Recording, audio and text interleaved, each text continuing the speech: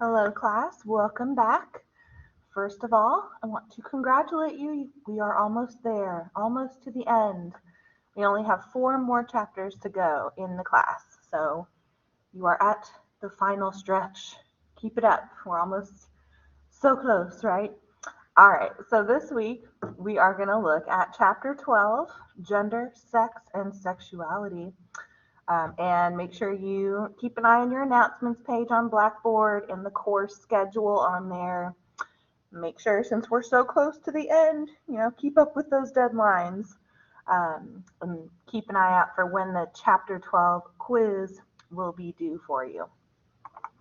All right, let's get started here. I'm going to start with some definitions of kind of these 3 things: gender, sex, and sexuality. And then we will move into some detail on each of these subjects.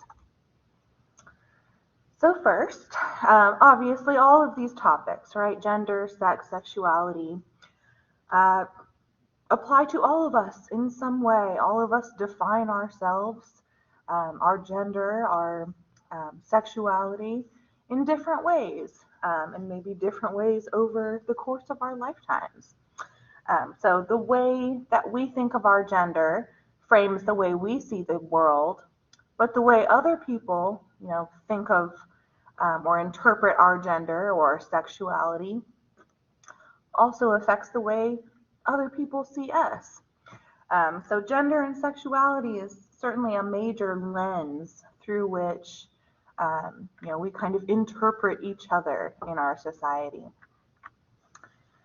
And we'll get to this kind of more in the second half, but people of different genders, male, female, or anything in between, they experience the world differently based on a lot of what we're going to call gender roles or gender expectations. Now, sex and gender are not the same thing. So when you were in your mother's womb way back in the day, and your mom got an ultrasound and they determined your sex, right? That just meant, essentially what reproductive parts could they see on the ultrasound? Did you have a penis or a vagina developing?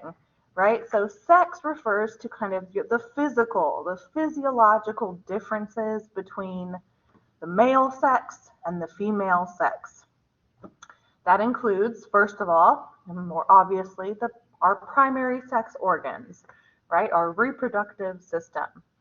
And also secondarily, things like certain things about body structure, like males tend to be taller, right? Not always, but they tend to be taller than females. Males tend to have broader shoulders and more muscularity, right? So there's certain, physiological differences, and that's what sex really comes down to. Now, gender is the more sociological term here. Gender and sex can be aligned, maybe, but not always. A lot of people are born and assigned a certain sex and determine later on in their lives that they don't really identify with the gender that you would usually correspond with a certain sex. So gender is more about, the labels, the attributes, the characteristics that society attributes to being either male or female. So, certain behaviors, certain personality traits, social positions that are usually assumed to be taken on by either a male or a female. So these words male and female apply to sex. The words, like feminine, masculine, man, woman, those words apply to gender. And like the last chapter we looked at with race and ethnicity, gender is also, a social construct. And we'll look at this a little bit later in this chapter, but the term sex is pretty universal, right? It's a natural biological fact that some people are born, and some animals are born male and some are born female, determined by their primary sex organs. And so there's not a lot of variation of sex between different societies. But there is quite a bit of variation in terms of how different societies define and interpret gender. All right, one more definition for you, and then we'll get started. Really get started. So sexuality refers to a person's capacity to experience sexual feelings and attraction. So again, a lot of our sexual behaviors and attitudes are very much determined by the culture that we've been socialized into, and the way that society at large kind of thinks about certain sexual proclivities, right, or behaviors or attractions. So each society kind of interprets sex in a different way. There's different ideas in different countries about if premarital sex is okay, or extramarital sex, or homosexuality, or bisexuality, or the age of consent. How old do you have to be to agree to be in a sexual relationship? Even things like masturbation, etc. Anything that you can think of that would fall under this, right, this term of our sexuality. So we're going to start out kind of focusing more on our sexual attitudes, sexuality, and then we'll move more into a discussion of like sex versus gender, and a little bit of like a history of gender studies as well. So sexual attitudes and practices. I already mentioned on the last slide, we're, to an extent, we're socialized. Society teaches us things about what is okay and what's not okay when it comes to our sexuality. This comes to us from a variety of agents of socialization. Our family, certainly, our education, our peers, the media is a big one, religion, another big one that can determine, how you think about what is or is not okay. Now, of all of like industrialized countries, our core countries, Sweden seems to be the most liberal in terms of our attitudes towards sexuality and sex. They're pretty open over there in Sweden about talking about sex and learning about it, and not being too judgmental. So Sweden has very, very few regulations on sexual images in the media. Sex education there is actually required beginning at age 6, which to many of us in the US, because of our own socialization, right, probably seems very young. However, Sweden does kind of see much lower rates of teen pregnancy and lower rates of STDs than really most of the world's countries. So perhaps that education and openness does result in some positive things. So one international study that was comparing different countries' attitudes about sex and sexuality found that Americans, despite all of our super sexed up media, Americans actually tend to be pretty reserved when it comes to sexuality. We have lower tolerance for premarital sex, sex before age 16, extramarital sex, homosexuality, than many other industrialized countries or core countries. And however, there is kind of a generational thing going on here. When these kind of studies are done just asking younger Americans, let's say, Gen Z and millennials, yes, I am a millennial. We tend to be, younger Americans tend to be a bit more open than kind of, if you just surveyed all Americans of all ages. So there seems to be kind of a generational shift happening in terms of our sexual attitudes. However, right, the U.S. still, we might be in a transition period, but the U.S. still tends to be pretty conservative when it comes to attitudes about specifically women and sexuality. Um, and this is known as like the double standard.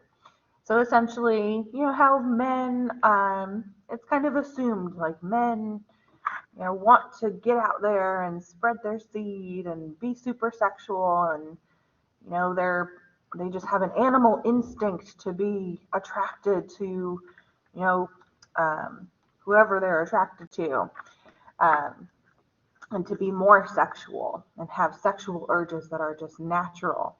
Whereas women are assumed to not have any of those urges. Um, and, they're expected to be more reserved, right, when it comes to sexuality, less permissive. So this is what sociologists we refer to as the double standard when it comes to gender and sexuality. Kind of this allowance for men to kind of do what they want to when it comes to their sexuality and urges, but this kind of prohibition in many ways on women and women's sexuality. And it kind of bears out in fact because, most CDC studies show that women over the course of their lifetimes tend to have about half as many sexual partners as men do. A recent study found, the average 35-year-old woman had about 3 sexual partners, while the average 35-year-old man had about 6. Now, unlike in Sweden, and y'all have gone to school here in the US, so I'm sure everyone in this class, we've probably had all sorts of different types of sex ed when we were growing up, in middle school and high school. And depending on where you went to school, maybe you didn't have any sex ed. But right, so in Sweden, they have sex ed starting at age 6, but in the US, there's not really any federal legislation, national law that requires us to have sexual education in public schools. So, some people say, we should stress sex ed a little bit more. And if you look at, the teenage birth rate in Sweden is 7 out of 1,000, and in the US it's 49 out of 1,000. So who knows? Maybe sexual education does have, a positive impact on lowering things like STD rates and teenage birth rates.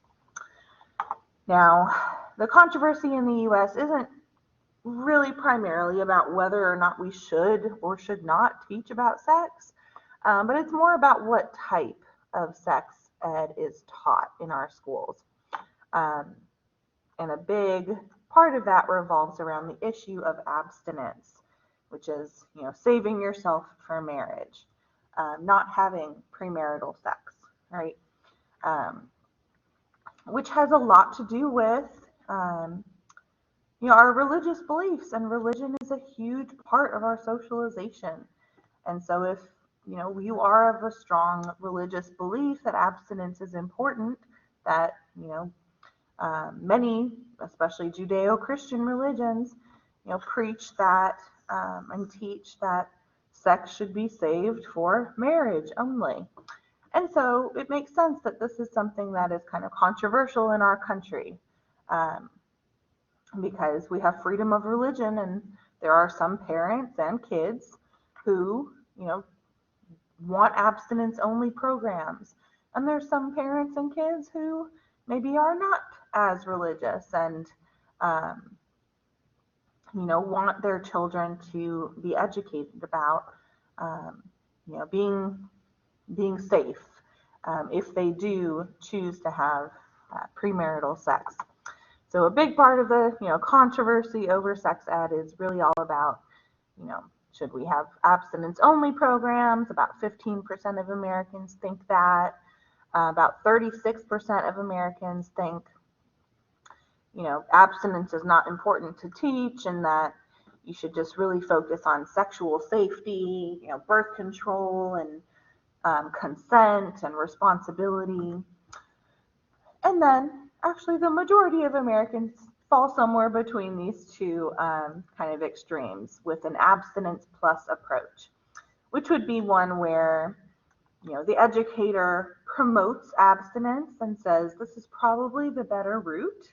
However, being realistic, I know that some, kids are going to end up, and young adults are going to end up having sex at some point before marriage. And so we should also educate those people so that when it comes to that, they know how to protect themselves and be responsible.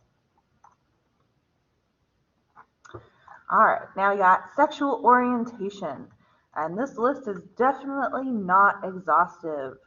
There are many other types of sexual orientation that I have not listed here. But your sexual orientation refers to basically who you are sexually attracted to. Your physical, mental, emotional, and sexual attraction to a particular sex. So, heterosexuality is when you're attracted to another sex. Homosexuality is when you're attracted to the same sex. Bisexuality, attraction to either sex. Asexuality, these are people who claim they don't have any sexual urges toward anyone. Pansexuality, you may have heard of, refers to people who they just are attracted to certain people. It doesn't have to do with their sex or their gender, their gender identity. They just have a certain, they're just attracted to someone, and all of that other stuff doesn't matter. Omnisexuality means I'm not choosy. I am attracted to people of all sexes, all genders, all gender identities and expressions. And then you've probably heard the word queer. LGBTQ, right, means queer. And that's kind of this larger term to kind of encompass anyone who doesn't really fall into any specific label here. Maybe they can't or they don't want to be defined by any of those labels I just went over.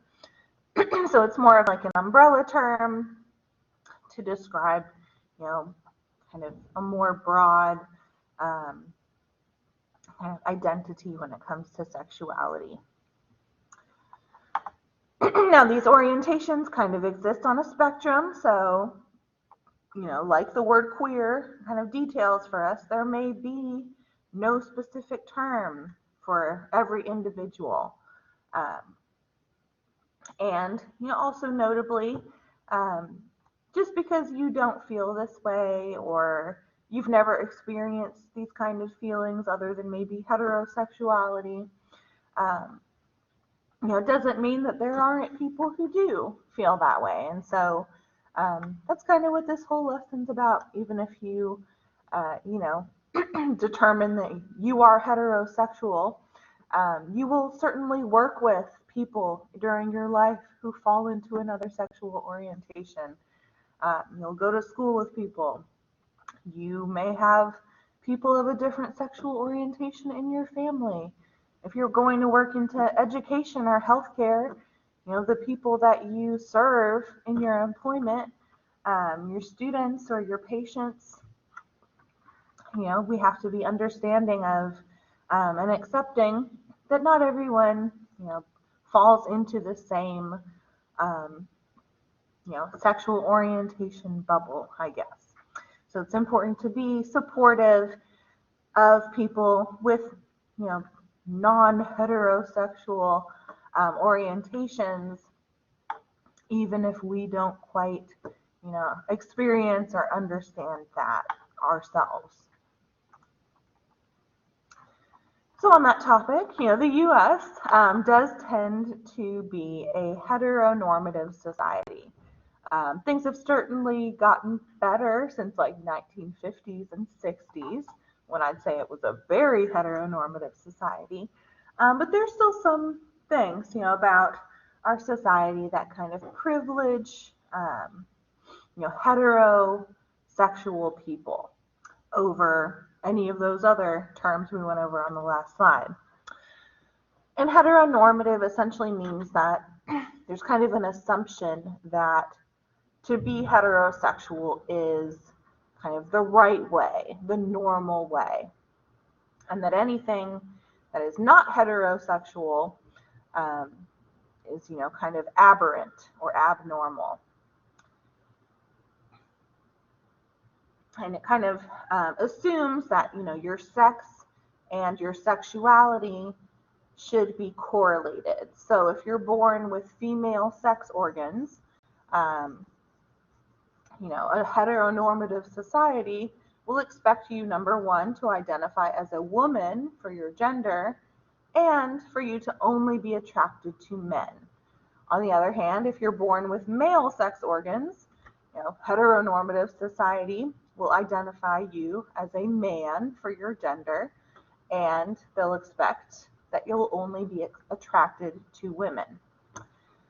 So, the kind of idea that being gay or bisexual or any of those other terms that are non-heterosexual, that's a choice, like a choice that people make, kind of arises from a very heteronormative set of ideas. Now, back in the 40s, 50s, and 60s, this guy, Alfred Kinsey over here, he was a social scientist who was really interested in sexual behavior. And he he thought that it was a very studied topic, and it certainly was, especially in this time period, right? The 40s, 50s, and 60s, especially the 40s and 50s, a very conservative time period in our country. So what he did, he put together a little research team and went around the country. He started just going to universities and talking to students and teachers, but then he kind of spread out and started talking to all sorts of people. And he would sit down with them and do some pretty long interviews with individuals and with couples, married couples, boyfriend and girlfriends, from across the country. And he would try and gain enough of their trust so that they would share some of the intimate details of their sexual histories, their attraction to different types of people, their activities when it came to their sex and sexuality. So over time, after doing many, many hundreds of interviews, him and his research team concluded that not everyone fell into these two exclusive categories of, you're either gay or straight, heterosexual or homosexual.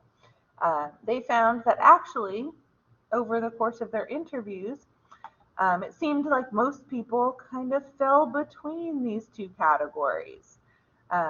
So they came up with the Kinsey scale. So the Kinsey scale, you can see it's a little blurry, but over here you've got exclusively heterosexual, and then over on the right you have exclusively homosexual. And they found that most people actually kind of fell in between these two labels. So maybe someone was a 1, they scored a 1. They were mostly heterosexual, only slightly homosexual. Maybe when they were in college, they had 1 or 2, homosexual experiences, but the rest of their life, they've been pretty hetero. On the other hand, if you scored a 5 over here on the right, you're mostly homosexual, but only slightly heterosexual. So maybe in high school, the person had a long-term, let's say it was a guy, and he had a long-term girlfriend in high school. But then later on in life, he discovered that he and felt that he was um, more attracted to people of his own sex. And then even more variety in between there, from 2 to 4. Um, so he found that instead of always defining ourselves as gay or straight, that there was kind of a continuum or a spectrum here between gay and straight, or homosexual and heterosexual. And he even included a little category over here of X. And this was people that he talked to who were they determined to be asexual. They didn't have any kind of sexual attraction or contacts or history with anyone. That's the Kinsey scale. Now, come back to our little paradigms here so you don't forget about them. So we'll look at each of our 3 paradigms and kind of what their interpretation of sex and sexuality and what we've been talking about would be. So a structural functionalist, come back to our paradigms. A structural functionalist, remember, is like all about making sure all of the institutions of society are running functionally and effectively so that society can be healthy, right? And so a functionalist would argue that regulating sexual behavior is very important for society. And sorry about clearing my throat, y'all. This ensures, the cohesion of marriages, and a cohesive marriage ensures the stability of families. And that's a very important institution in society, the family. Because if we don't have families, if we're not procreating and teaching the next generation the norms of society and the values, then society is dysfunctional and ceases to exist. So for a structural functionalist, the family is super key, very important institution. And so for a functionalist, they would kind of be okay with a society that is kind of heteronormative. So the family unit, anything that gets in the way of procreation, of the family preservation, would be seen as dysfunctional. So for them, the purpose of confining sex to a monogamous, mostly heterosexual marriage is to intensify the bond between spouses and ensure that procreation occurs within a stable relationship, which can provide offspring the best possible chance for appropriate socialization and the provision of basic resources. So for a functionalist, they might be okay with homosexuality as kind of, something that happens here and there. But a structural functionalist would also argue, that homosexuality at a large scale shouldn't really be condoned because that would be considered, quote unquote, dysfunctional. Because in a homosexual relationship, procreation can't really happen. Of course, science is changing, and they can make little test tube babies more and more so every year. So not sure how long this argument will really stand, but for now, we will keep it here.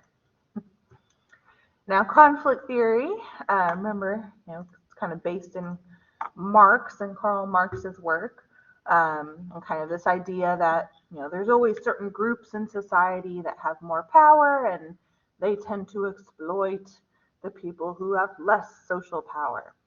So a conflict theorist is going to say, sexuality is just another arena where these kind of power differences happen, and where dominant classes like heterosexual people, actively work to promote their worldview and their values, and that also kind of has um, sometimes some economic impacts as well. So a conflict theorist is going to say, think about, the right to gay marriage is still a pretty new right in this country. And, for many, many, many years, gay people could not, homosexual people could not marry the people that they loved. And so a conflict theorist would say, that this was driven by heteronormative values, that very powerful people in positions of, economic and political authority tended to be, imposing their beliefs on less powerful people, people who were not fitting in the heteronormative society.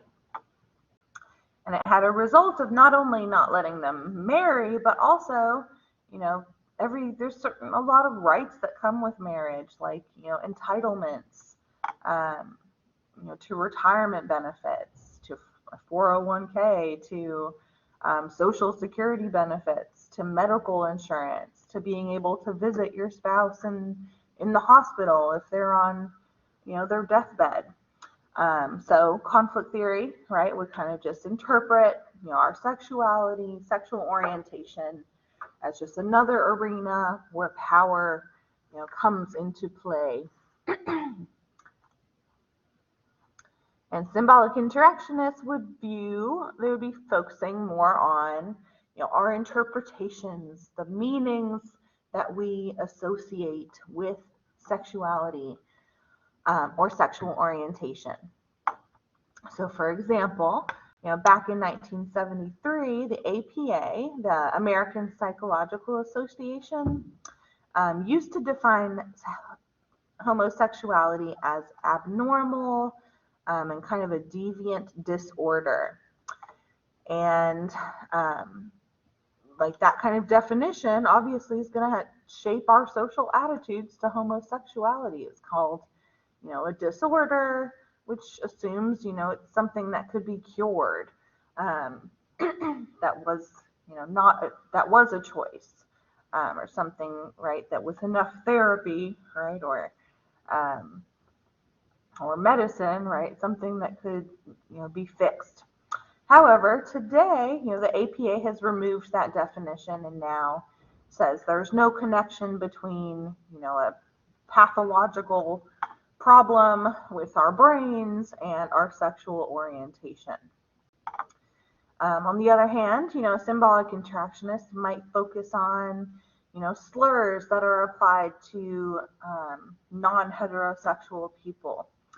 Things like, using the word gay as an insult, which I don't hear too much of anymore, but definitely when I was growing up, that was like a go-to adjective, right, to describe something that was, stupid or lame, right? And so a symbolic interactionist would study, what effect does that have if we're using a word like gay so repeatedly to, in such a demeaning way, what effect does that have on society, at large, or how gay people come to perceive themselves over time? And another theory kind of comes to us this week. It's kind of rooted in conflict theory, but goes a little further. So queer theory also comes out of gender studies. And this is a more interdisciplinary approach to sex and sexuality and gender. And it's more focused on critiquing Western society's rigid splitting of gender and many things into kind of either or definitions. Like you're either male or female, you're heterosexual or you're homosexual, you're black or white. There's no, they criticize the way that, our Western societies, our advanced societies tend to put everything into these either or categories. and that they would say, we have to think more fluidly, more in terms of like spectrums, right? Instead of these like concrete, uh, divisions between one thing or the other. So they argue, thinking of like ourselves as male or female or heterosexual or homosexual, kind of creates this almost like orientation where we're pitted against each other. Um, and they would argue, like the conflict theorists would, that this kind of either or kind of schema is very oppressive in many ways, and also mirrors other ones that we see similarly around gender and around race. So they introduced this concept called intersectionality. And intersectionality, if you go to the additional reading section in Blackboard for this week, I have a few readings if you're interested in this term that kind of get into the history of it in more details. But intersectionality, basically, it kind of came around in the 70s, this term, as a result of queer theory. And this woman, Audre Lorde, and another woman, Kimberly Crenshaw, really did a lot to promote this term. But they wanted us to start thinking about the different ways that people experience oppression or discrimination in society. That, even in this class, we talk about, these topics week by week. We talked about economic inequality, and then we talked about race and ethnicity, and now we're talking about gender and sex and sexuality. And next time we'll talk about aging and the elderly, and so on. So it's like one topic every week. It's like its own little concrete thing, a lesson. But intersectionality kind of says, like, no, we can't think of inequalities in this way. That each of us, every one of you listening, and myself, we experience society in a different way based on all of these different isms in society. So, for instance, right, they would say, like a white, so the race is white, a white heterosexual man who's born into an upper class family. So we're looking at race here, we're looking at sex, we're looking at sexuality, we're looking at gender, we're looking at class, upper class, all at once, right? And all those different isms, racism, sexism, classism, right, are intersecting in that one person's identity in a way that brings a lot of perhaps privilege. However, on the other side, let's say we have a Native American homosexual woman who has grown up and lives in poverty conditions. So all of these different isms, her race, her sexuality, her gender, her class position, all of those intersect. So it creates kind of an overlapping form of discrimination, maybe, or marginalization, or otherness in kind of this compounded way. So instead of just thinking of yourself each week as, I'm, white or black or Hispanic or Native American or Asian American, or the following week thinking of yourself as, I'm a guy or a girl, or I'm homosexual, bisexual, heterosexual, I'm rich, poor, middle class, thinking of all these things like separately, that's not really how we live our lives day to day, right? We experience all these different identities, we embody them all the time, every hour of the day. And how we embody all of these different isms affects the way that we interpret the world and the way other people interpret us. So that's intersectionality in a nutshell for you. All right, now we shall turn more to gender for the remainder of this little lesson. So the dichotomous view of gender, kind of on the topic we were getting at, refers to when a society kind of assumes there's only two genders. You're either male or you're female. Or sorry, you're either a man or you're a woman. I should fix that. So this kind of either or view of gender is not universal, right? We're kind of used to it in our Western societies, but there's lots of societies that don't always abide by that kind of either or view of gender. So in the past, and still to this day to some extent, there are societies where gender is not really viewed as like you're either a man or a woman, and it's viewed kind of more fluid, like maybe there's some in-between spaces. So for example, the Hijra of India, they've been around for thousands of years. They're mentioned in a bunch of their holy texts, and they're considered this third gender, kind of between a man and a woman. And they're considered, very highly respected in Indian society, and they've been featured as kind of mystical figures throughout their history. Now, the Fa'afafine of Samoa, that translates to, quote unquote, the way of the woman, the Fa'afafine. And so these are another third gender, kind of between a man and a woman. And it's been said that they've always been part of Samoan society. And then even Native Americans across our land in the past and even still today, recognize the Berdache or the two-spirit, which refers to, again, a third gender of people who occasionally or permanently live or dress as a different gender than what they were born sexed as. So the Berdache, like the Fa'afafine and the Hijra, play very important roles in ceremonial rituals. They're believed to have healing powers, and they were often, brought along during wartime and considered kind of, the spiritual good luck charm. Now, a gender role is what kind of defines what it means to be a man or a woman in our society. It's society's expectation or concept of how a man or a woman is expected to look and behave.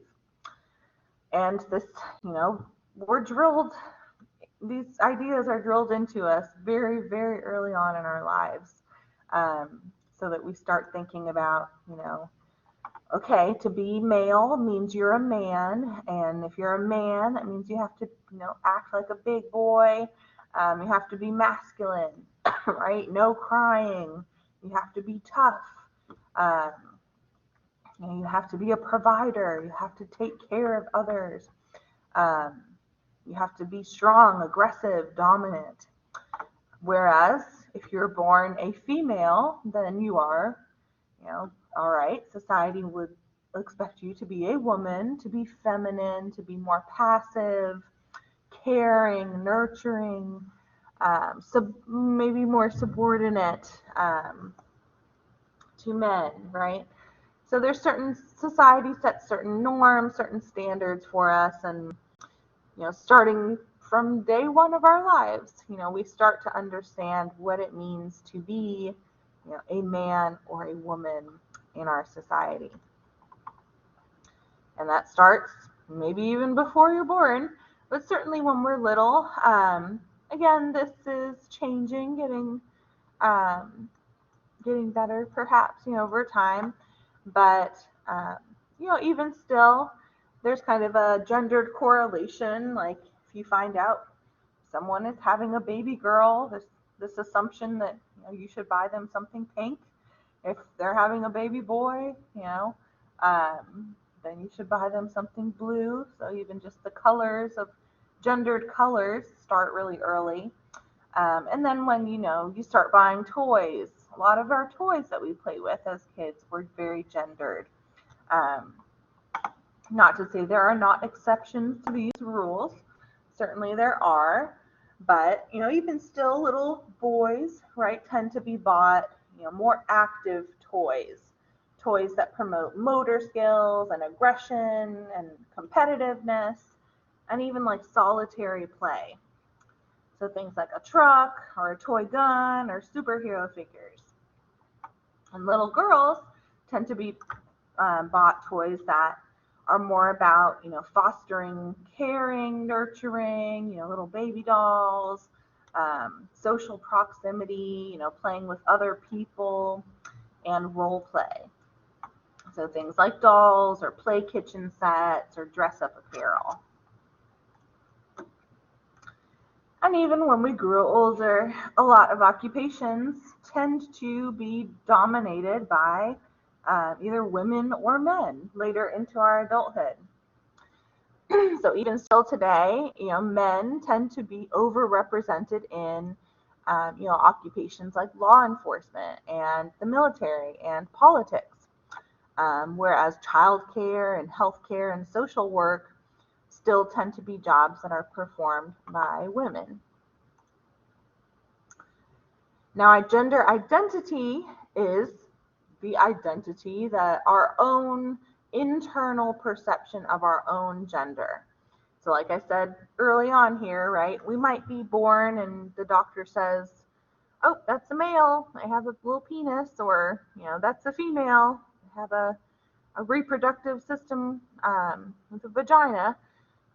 However, just because we're born with certain sex organs or musculature doesn't necessarily mean we're going to identify with the gender that might normally be associated with that sex. So not everyone, right, identifies with the gender that their sex might be correlated with. So we refer to these people as transgender, people who identify with a gender role that is different from their biological sex. So when you hear the word transgender woman, that's referring to someone who at birth was assigned male, but later on in life they identify or live as a woman.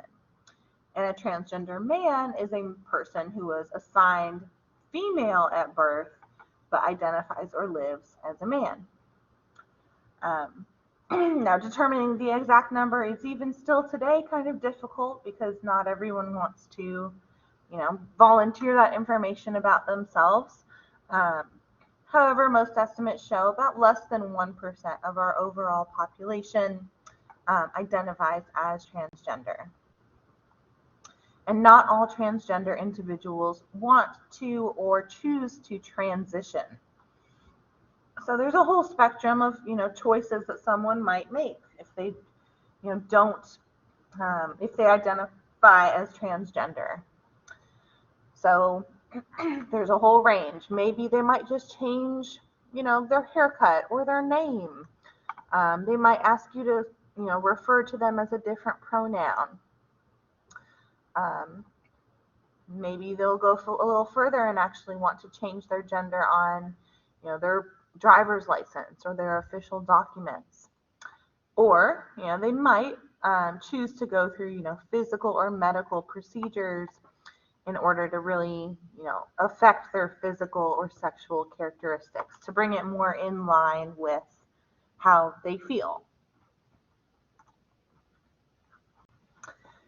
Now, on the opposite side of transgender, we have cisgender. So cis, the prefix, pretty much means on the same side, whereas trans means across.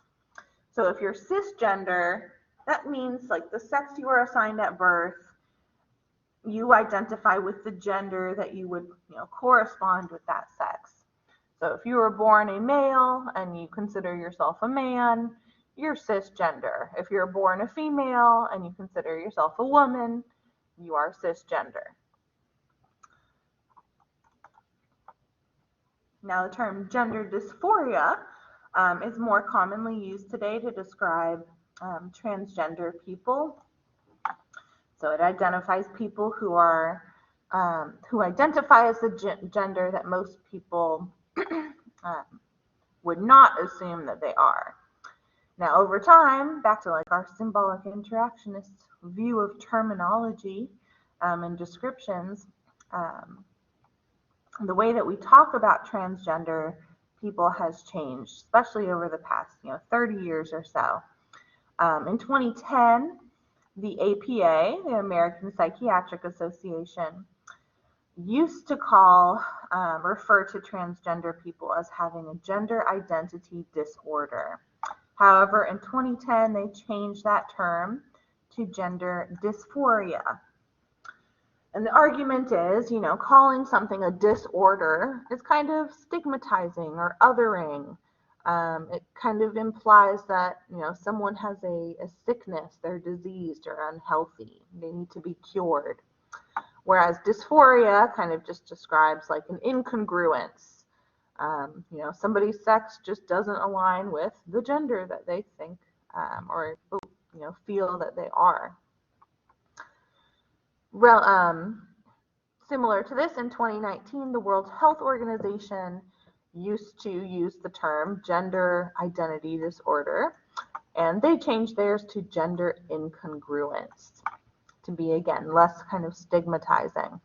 And they also changed where it was categorized. So it used to be categorized as a mental disorder, whereas today, gender incongruence you'll find under the sexual health section.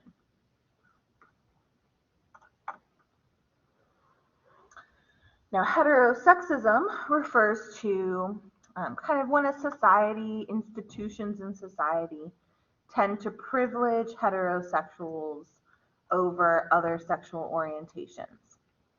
Kind of gives more social power to those who conform to heterosexuality. We have, a few examples in our recent history that we're certainly moving away, I think, from a heterosexist society. As you'll see, many of these things, all of them have been overturned. So the don't ask, don't tell policy in the military was introduced by Clinton in 1993, required homosexuals in the military to keep their sexuality undisclosed. That was overturned in 2011. We also have the Defense of Marriage Act back in the 90s as well from Clinton, and he limited the definition of marriage to one between a man and one woman. And this was overturned in 2013. And Prop 8 in California was a really publicized bill back in 2008, which limited marriage to a one man and one woman, and that was also overturned in 2010. A couple more terms. We got homophobia, which refers to people who have an extreme or irrational fear or aversion of LGBTQ plus people. Transphobia refers to people who have a fear, a hatred, a dislike of transgender people, or prejudice and discrimination against them. Now, unfortunately, even though our media, commercials, movies, laws, legislation, representation, and our political system, have been improving in terms of inclusivity for, let's say, non-heteronormative society. Even still, LGBTQ plus people face quite a bit of hate in the country. About one out of every 5 hate crimes committed in the U.S. is against an LGBTQ plus person. Of course, other countries, people who fall within this spectrum can have it even worse. In many countries, you might face, the death penalty in Saudi Arabia or the UAE. In Barbados, you can go to prison for life for being a homosexual. Many refugees who try and come try and flee some Central American countries do so in order to, stop being attacked or imprisoned by law enforcement for their sexual or gender identity.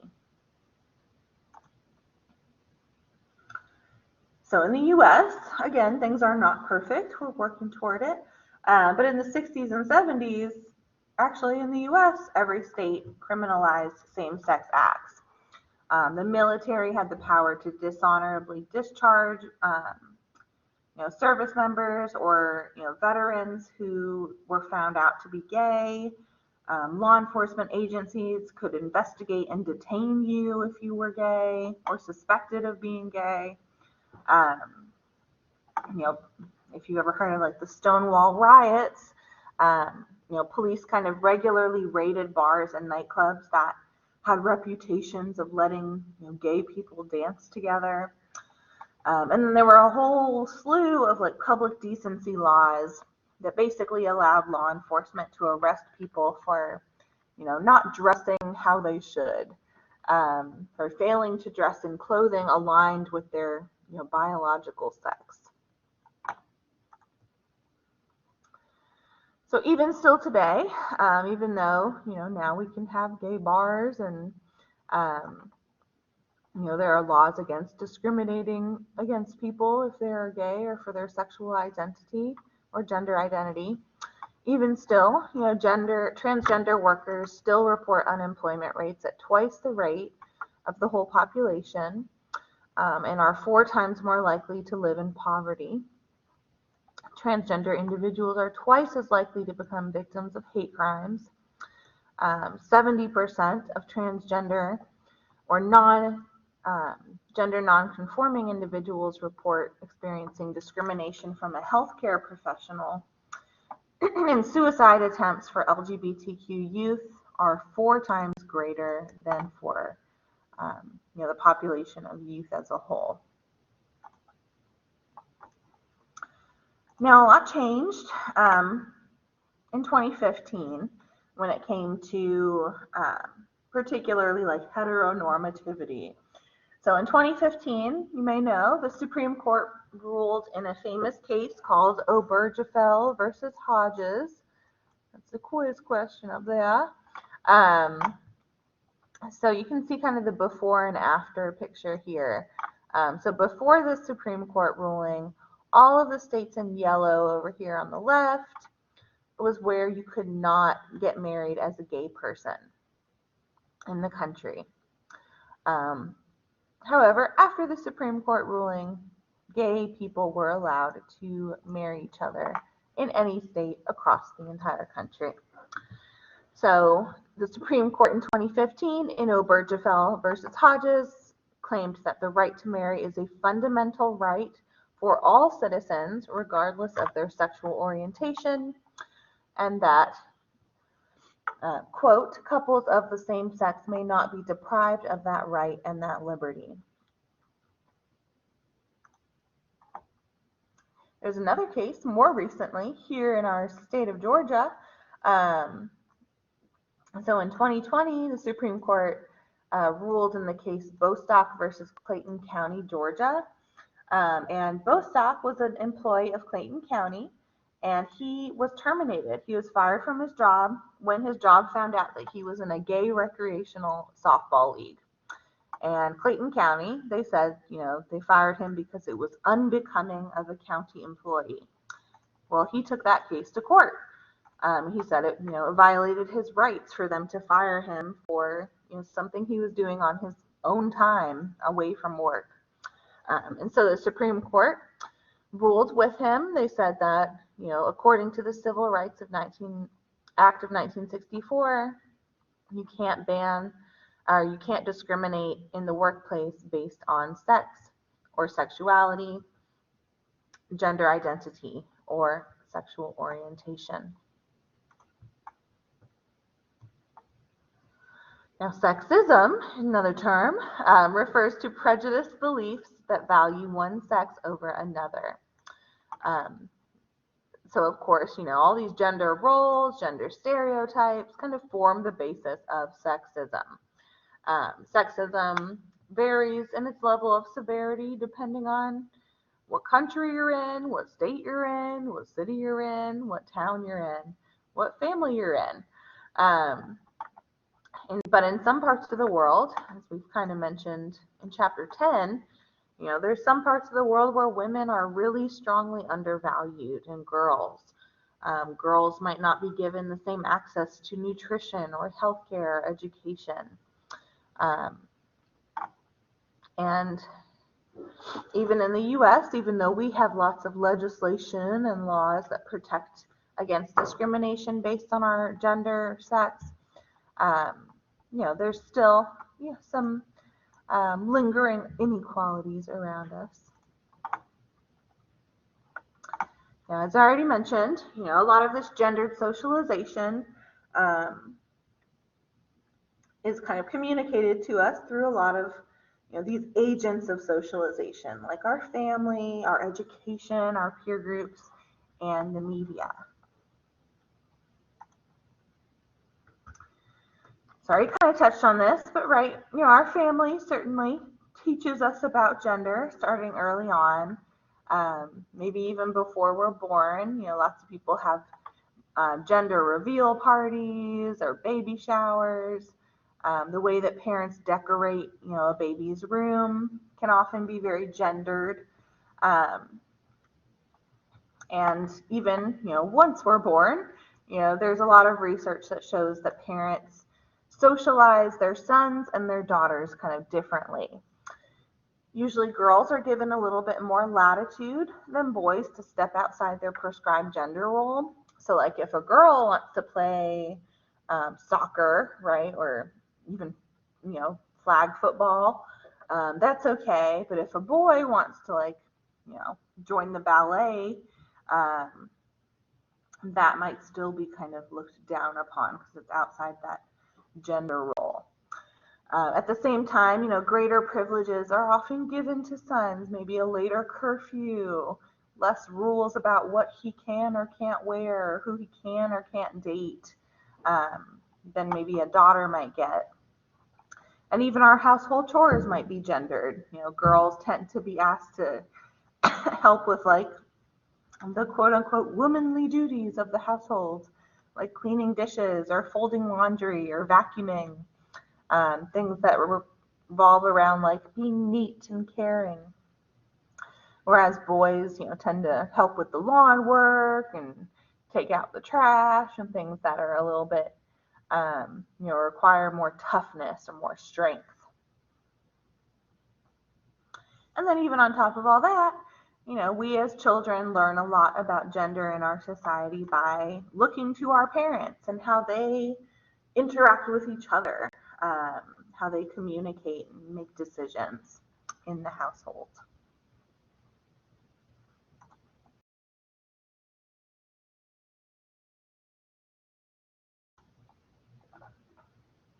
Our education system. Things have changed a lot in our education system, I'd say, in the past 50 years. However, right, education still kind of has a reinforcing role of gender roles on us. Now, for a long time, there was kind of an overt segregation of different genders in the classroom or in our schools. Change my color here. So some schools might have been co-ed and allowed boys and girls. However, even when that happened, girls kind of tended to take certain classes like home ec or humanities, whereas boys were kind of pushed into classes focusing on, math and science and sports, and like woodworking. The first university to accept both men and women was Oberlin College in Ohio, and that was in 1837. However, it wasn't until 1972 that Title IX was passed, which you may have heard of if you watch a lot of sports, college sports. Title IX enforces or makes a law that it's illegal to discriminate against someone based on sex in any federally funded education program. So, if your school has a boys baseball team and a girls softball team, you have to fund them equally. You can't just give twice as much funding to the male baseball team as you give to the female softball team. And in the 70s, things have kind of turned around in terms of college enrollment since the 70s. So back then, men composed 58% of college students in the US, women made up 42%. Today, the projection for 2026 is that women are going to make up 57% of college students. So it's almost a complete turnaround since the 70s in terms of women's representation in higher education. Now, there's other forms, right, of gendered socialization we see in schools, like, and teachers might not even be really aware of it sometimes. They might arrange their seats in the classroom according to gender, or tell people to get in line according to their gender. They might divide up classroom tasks or activities by gender, or make contests like this little thing over here on the right, where, a competition, boys versus girls. However, other studies have found that teachers do tend to kind of like pay more attention to male students and praise male students more often than female ones. They also tend to interrupt female students more often, not really give them enough time to finish their thoughts. And they also give boys and males a greater degree of freedom to break rules, whereas girls are punished more harshly and quickly if they break rules. Now, our peer groups obviously are learning all of these lessons as well, and they kind of, we kind of police each other, especially when we're younger, in elementary and middle and high school, to kind of keep in line with, our gendered expectations. So, if you may have, think back to your middle school or high school or elementary years, if somebody wasn't acting according to the gender that we expected them to act like, maybe a girl might be called a tomboy because she's really sporty, or a boy might be called a sissy, or, made fun of for acting girly if,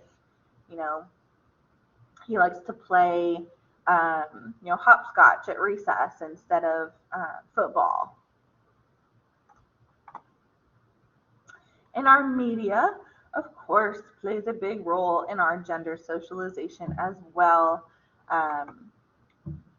So, really recently, up until pretty recently, the roles for women in TV and advertising and movies, women were usually relegated to kind of like supporting characters, maybe portrayed as like a girlfriend or a wife or a mother. And even when, there were stronger female or women characters in a story, for a long time, there's this thing called the, pardon my French here, but it's referred to as the Madonna whore complex. Whereas for a long time in media, if a woman was present in a story, she was usually either presented as kind of the Madonna, like the Virgin Mary. She's saint-like and 100% selfless and completely giving and caring and wholesome. Or the woman was presented as a whore, as like someone who was super sexual, had bad intentions, was, kind of conveyed to be kind of worthless, a temptress, with, evil intentions. And if you go back and watch, a lot of films from like the 70s, and even a lot from the 80s, you'll notice kind of this this dichotomy between, the roles of women in film in particular. Then in the 80s, in 1985, this woman named Alison Bechdel came out with what she called the Bechdel test, to kind of analyze and critique the role of women in the media at the time. So this is the Bechdel test. There's 3 questions, and basically, if you can say yes to each of these 3 questions about a certain movie or a TV show, then you pass the test of representing women more substantively. So question number 1, are there at least 2 female characters with names? Think about, your favorite movie. Are you answering yes or no? Is there at least one scene where the women speak to each other? So they're not just speaking to a man, they're speaking to each other. And number 3, if they are speaking to each other, are they talking about something other than a man or a male love interest? And if you say yes to all 3 of those questions, then you're watching media that substantively addresses women. And a little bit more on media. Certainly in the past, even still today, though, women are oftentimes, portrayed as unintelligent, as housewives, as over-sexualized, especially in advertisements. And there's a lot of themes, even still today, that kind of intermingle sexuality and violence when it comes to women in media. In advertisements, women are usually, even still, kind of exclusively featured in ads promoting cooking, cleaning, childcare related products, even though there have been some exceptions recently. Alrighty. Now we're going to turn kind of to our last little section here. So only pretty recently have women have made a lot of strides, especially in our society. So, for all of the bad things I'm saying, always take that with a grain of salt, that we've come a long way in about 100 years. And certainly since the founding of our country. But, still keep things in perspective. Back in 1809, women gained the right to leave a will after they died. And in 1840, women gained the right to own and control property. In 1920, that's when women got the right to vote, only about 102 years ago. In 1963, you had the Equal Pay Act passed, which promised, at least, that men and women would be paid the same wage for the same work. So obviously, a lot has changed. We've made great strides. However, right, there's still, it's not perfect. It's not perfectly equal. But things take time to change, really substantively.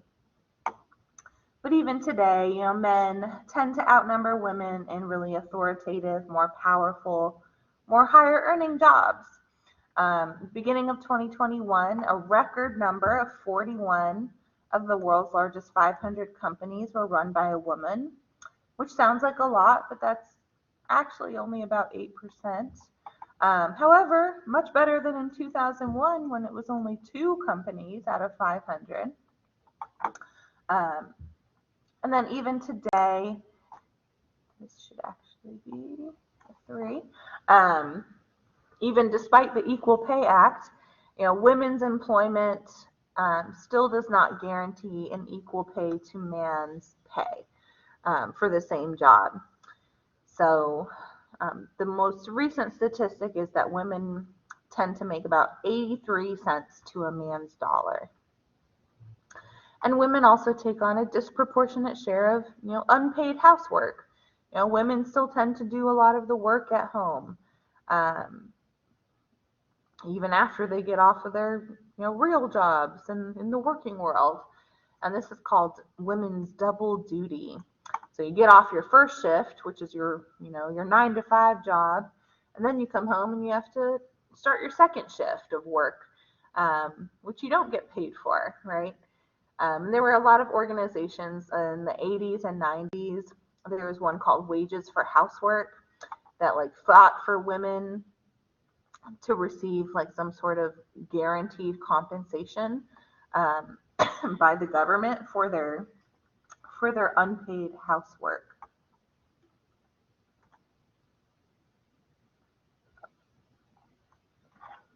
Now, the WEF, the World Economic Forum, since 2006 has been kind of studying the global gender gap. And they look at over 150 countries and kind of look at these different variables having to do with gender equality. So they look at women's economic participation and opportunity.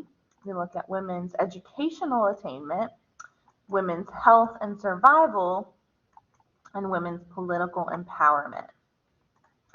And last time, they came out with their study in 2020. The U.S. actually came in 53rd place of those 150 countries.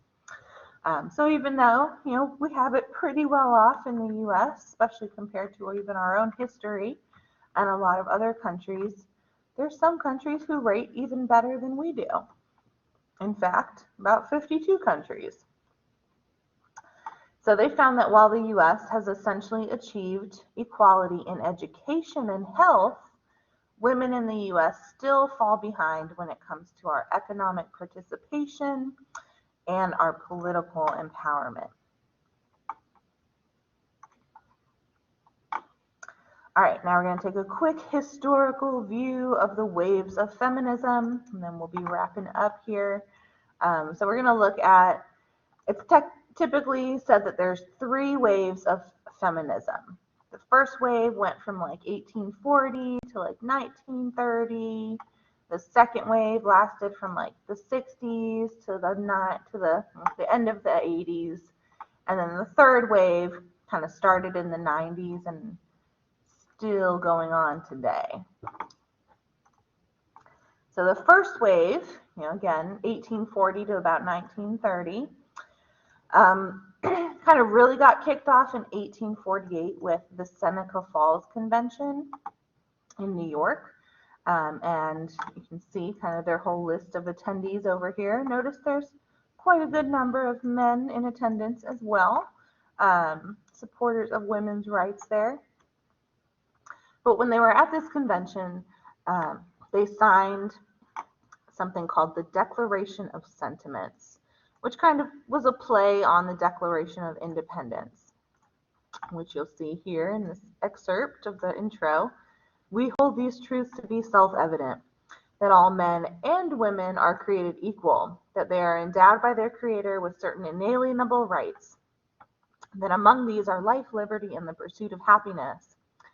The history of mankind is a history of repeated injuries and usurpation on the part of man toward woman, having in direct object the establishment of an absolute tyranny over her. So it was really, they really came out, the attendees there, in defiance of society at the time and the way that women were kind of being held as a subordinate gender. Then in the 1860s is when, suffrage really became a big focus, the right to vote. A lot of organizations for suffrage started to form across the country. And there was actually a lot of alliances made between women in the temperance movement, which led to prohibition, and women in the suffrage movement. And then almost 60 years later, in 1916, you have the National Women's Party formed to specifically advocate for an amendment for women's right to vote. And 3 years after that, you have the passage of the 19th Amendment, which guaranteed the right to vote to all U.S. citizens, regardless of their sex or gender.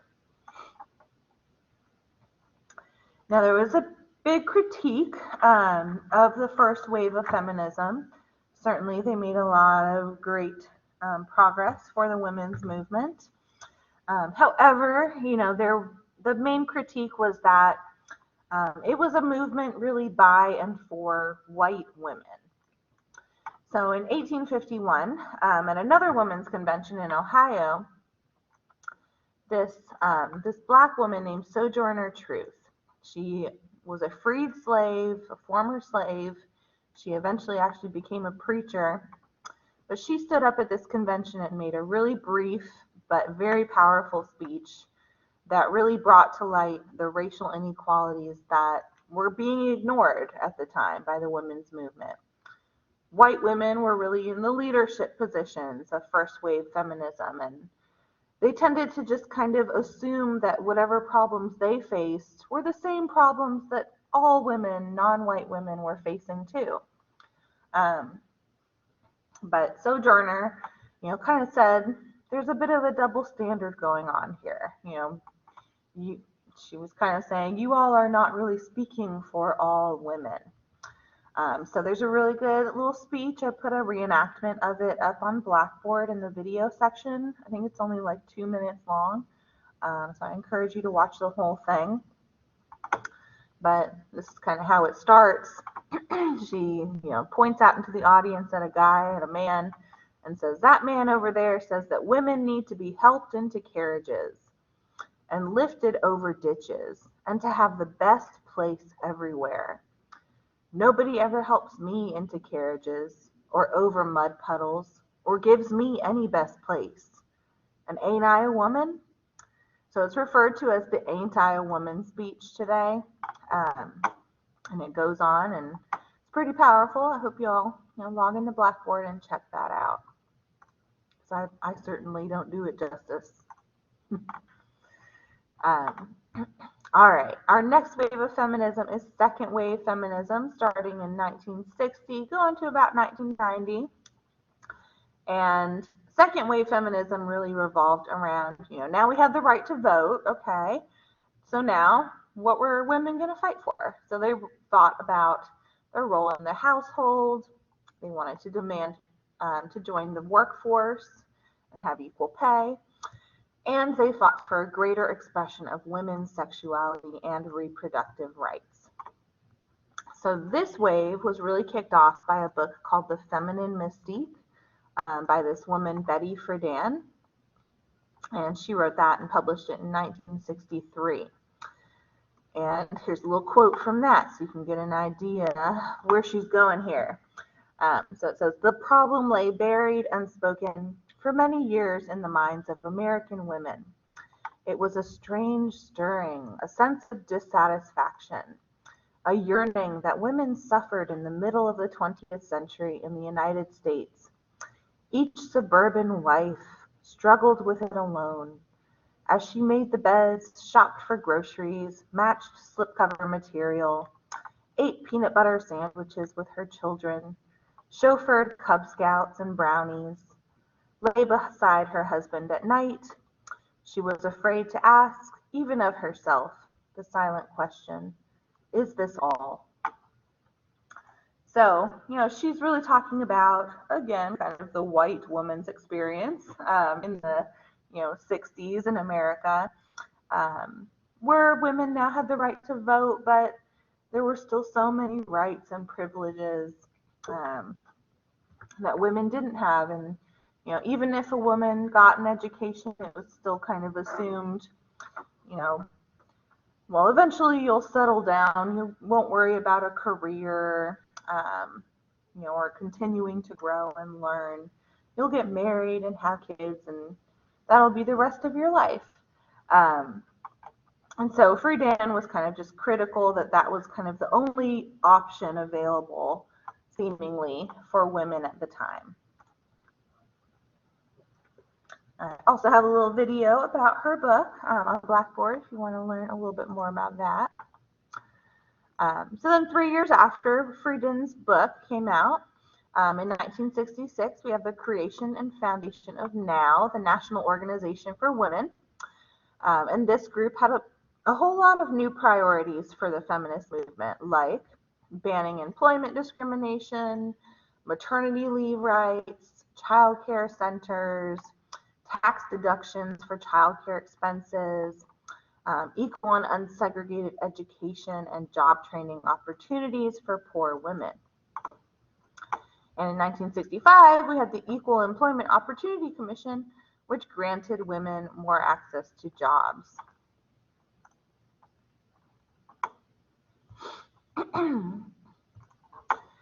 Now, one more thing. I know I mentioned the wages for housework a little while back. So this is just a little bit more detail on that. It was really founded by this woman named Selma James. And she, back in 1953, she worked in New York City in a factory, and she was also a mother. And she, wrote up this little pamphlet called A Woman's Place and started handing it out to people and women. And she advocated for, kind of this movement, wages for housework. And she said, I go to work all day at the factory, and then I have to come home and take care of the kids and my husband and the house and all this, and I don't get it. I get paid at the factory, but I don't get paid when I come home for my second shift or my double duty. And so she kind of argued, right, that this unpaid housework, we often as society, assumes it's kind of woman's natural job to do this extra labor without any pay, that we're supposed to just, be fulfilled by it. And so there's this assumption, like, why would you want to get paid for taking care of your kids? But James claimed that, she says that the labor that women do when they raise children and take care of the home is the basis for, reproducing the current and future labor force. And so because of that, she argued, the government should compensate us for, training the next labor force that's going to take over society. So she has a quote, up here in the middle. Caring for others is accomplished by a dazzling array of skills in an endless variety of circumstances, as well as cooking, shopping, cleaning, laundering, planting, tending, harvesting for others. Women comfort and guide, nurse and teach, arrange and advise, discipline and encourage, fight for and pacify. Taxing and exhausting under any circumstances, this service work, this emotional housework, is done both outside and inside the home. And if you're interested in this, there's a link to kind of more of her writing and her pamphlet there at the bottom of the screen. Now, furthermore, on the second wave, in 1972, Congress passed that law, which I already talked about, Title IX of the Higher Education Act, which meant, there was a law that you had to fund female and male organizations equally if you were in a public institution. And then following year, 1973, is when we have the Supreme Court ruling in Roe versus Wade, which legalized abortion at the federal level. However, just like Sojourner Truth critiqued the first wave, there was plenty of critiques of the second wave as well for kind of not really taking heed of Sojourner Truth's message. So even second wave feminism was really heavily critiqued for being blind to the problems of poor, non-white, non-heterosexual women. And so there's this really great Black feminist activist and writer named Bell Hooks. She passed away very recently, but she wrote a really famous book called Feminism is for Everybody, which kind of set the stage for what the next wave of feminism would look like. So here's a little quote from her book, alrighty, a little bit longer here. And she said, in those days, she's referring to like the second wave of feminism, In those days, white women who were unwilling to face the reality of racism and racial difference accused us of being traitors by introducing race. Wrongly, they saw us as deflecting focus away from gender. In reality, we were demanding that we look at the status of females realistically. And that realistic understanding served as the foundation for a real feminist politic. Our intent was not to diminish the vision of sisterhood. We sought to put in place a concrete politics of solidarity that would make genuine sisterhood possible. There could be no real sisterhood between white women and women of color if white women were not able to divest of white supremacy, if feminist movements were not fundamentally anti-racist. Critical interventions around race did not destroy the women's movement, it became stronger.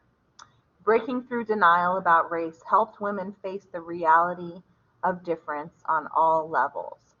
And we were finally putting in place a movement that did not place the class interests of privileged women, especially white women, over that of all other women. We put in place a vision of sisterhood where all our realities could be spoken. So you get in that little excerpt there, her kind of critique of second wave feminism, but also, she kind of opens the pathway to us for our last category here, which is third wave feminism. So third wave feminism it tries to address all that stuff that, bell hooks and Sojourner Truth have introduced to us. It's all about embracing diversity within this category of womanhood, rich, poor, middle class, black, white, Hispanic, Native American, all different women. As not the term woman, right? The label woman is not just like some concrete variable. There are all sorts of different types of women, depending again on, our intersectional definitions of ourselves. So you have a lot more of an embrace of diversity and individuality in third wave feminism. It's really kind of kicked off in the 90s. And remember, intersectionality kind of is this idea that, we may all be women, right? Or we may all be men, but there's a bunch of other parts to our identity that affect how we see the world and how the world sees us. Our race, our class, our sexuality, and so on. That goes beyond just our gender.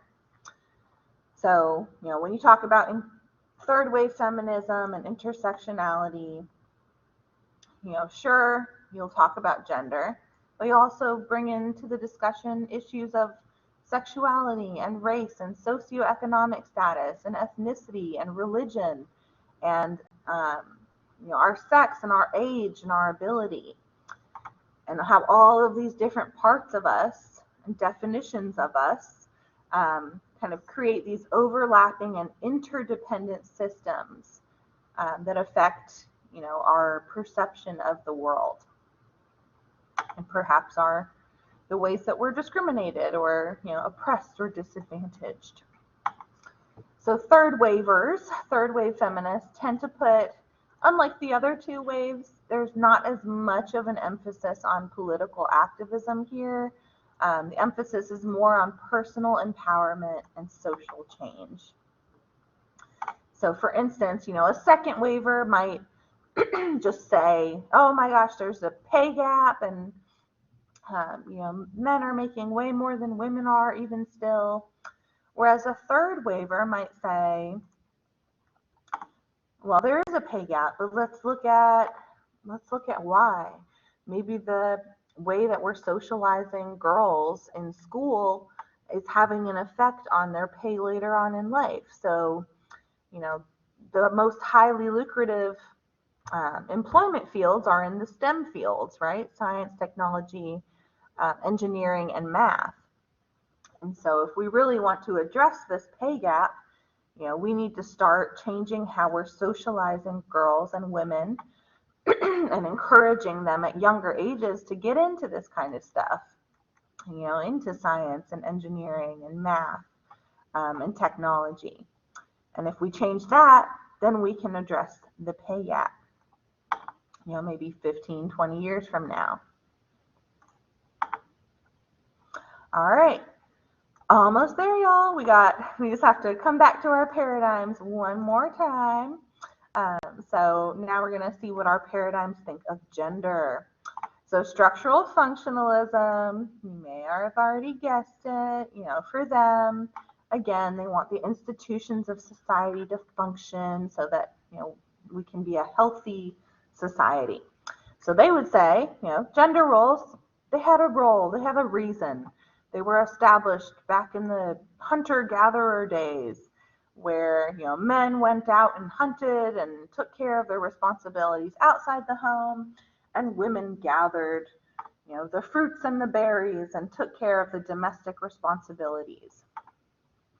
And these roles are functional because, women are often limited by their physical restraints because they are pregnant or raising children, and, men don't have those constraints. And they would just argue, these roles have just been passed down throughout the generations in order to keep the family functioning. A conflict theorist is going to focus more on conflict between genders. So they're going to argue, gender is a social construction. It divides us against each other. It puts men in a position of dominance and women in subservience. And men, as a whole, tend to exploit or oppress, the subordinate gender.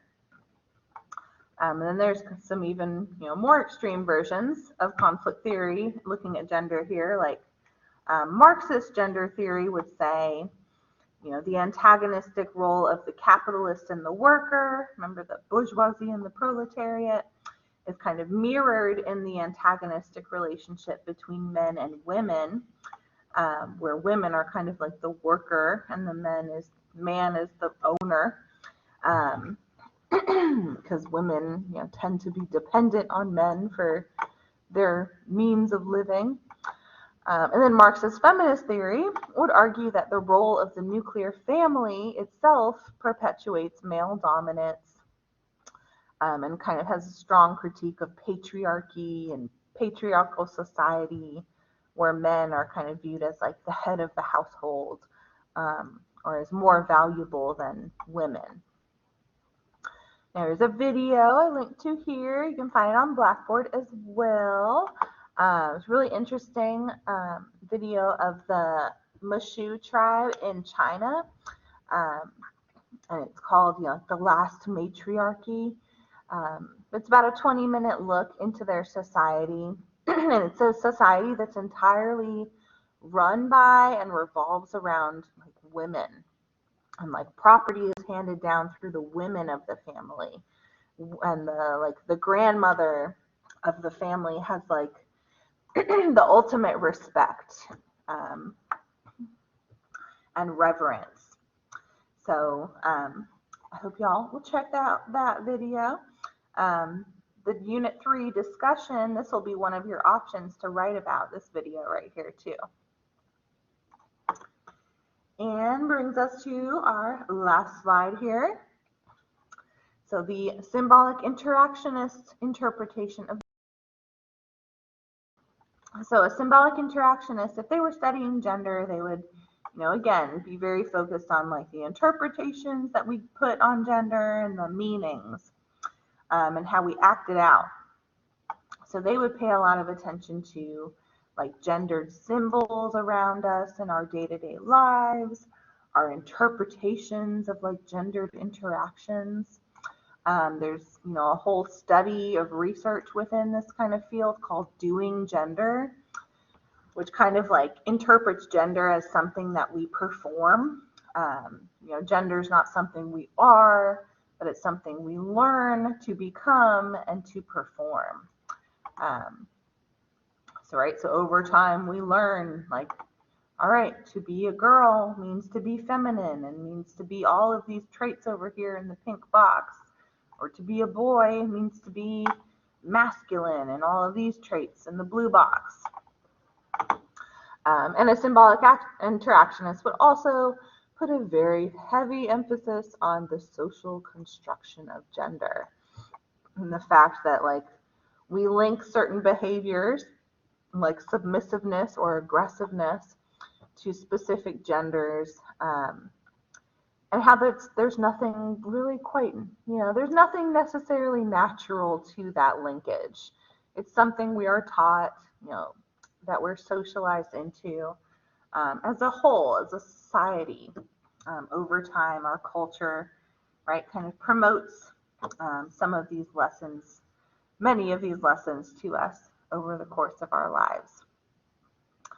All right, that brings us to the end. Very dense chapter, definitely a whole lot of going on in here. This will conclude our gender, sex, and sexuality lecture for this week. Again, make sure you go check out the homepage on Blackboard and your course schedule, and make sure you're up to date with when the Chapter 12 quiz will be due.